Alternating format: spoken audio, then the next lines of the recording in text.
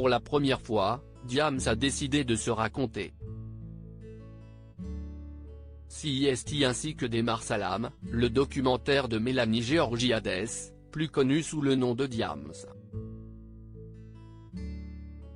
L'ancienne rappeuse qui a marqué toute une génération et révèle des facettes sombres méconnues et les explique.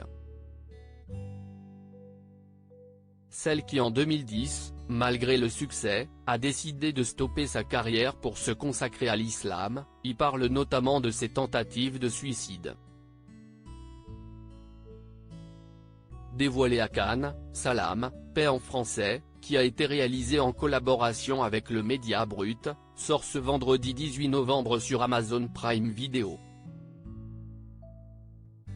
L'occasion pour tous les fans et les moins fans de comprendre Mélanie et surtout sa décision radicale de mettre un terme à l'aventure Diams. Elle était alors au sommet de la gloire, un sommet pour certains mais une descente aux enfers pour elle.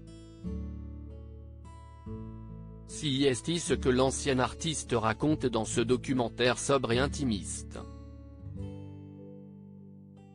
Dès son plus jeune âge, Mélanie Georgiades confie avoir pensé au suicide.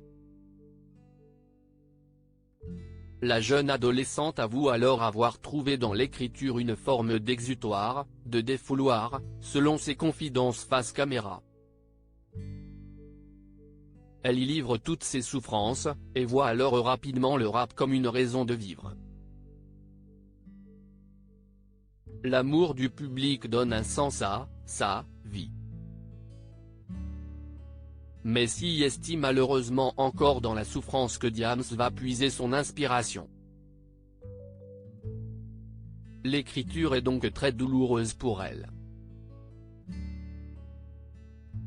Vita, laissée sans voix et bouleversée. Si Mélanie Georgiades s'exprime dans Salam, elle n'est pas la seule. Ses amis se succèdent en faisant leur propre récit de cette période. Vita, l'une de ses plus proches, révèle des moments très lourds de la vie de l'artiste et désormais mère de 3 enfants, comme elle, Mariam, 10 ans, née d'une précédente relation, et Abraham, 7 ans, et Loukman, 5 ans, fruit de son amour avec son époux Fawzi Tarkani. Je l'ai vu chercher le bonheur dans cette vie d'artiste, raconte Vita. Et j'ai toujours eu le sentiment qu'elle le caressait en surface et qu'elle survolait des moments de bonheur sans jamais l'atteindre. Très vite, j'ai vu une facette de Mélanie qui m'a complètement laissé sans voix et bouleversé. La chanteuse de 39 ans se livre alors sur cette facette si sombre.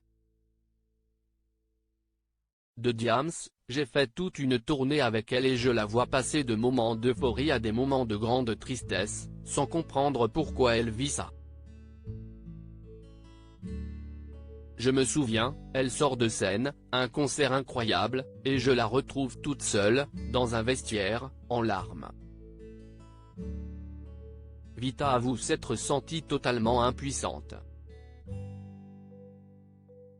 Mais Mélanie Georgiades est alors incapable de mettre des mots sur son mal-être.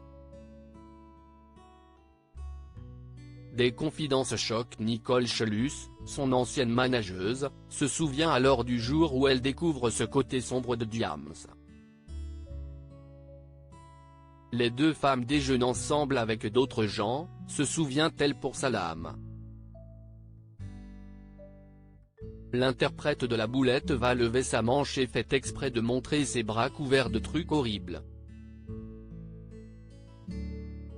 Elle lui expliquera alors se scarifier, lors de crises. Cela s'empire. Elle se scarifiait le visage, admet Nicole. Pour que ce soit visible de tous. Un appel à l'aide pour dévoiler que malgré le succès, le bonheur n'est pas au rendez-vous pour elle. Elle était extrêmement mal et malheureuse, fait savoir son ancienne manageuse. Des paroles choquent.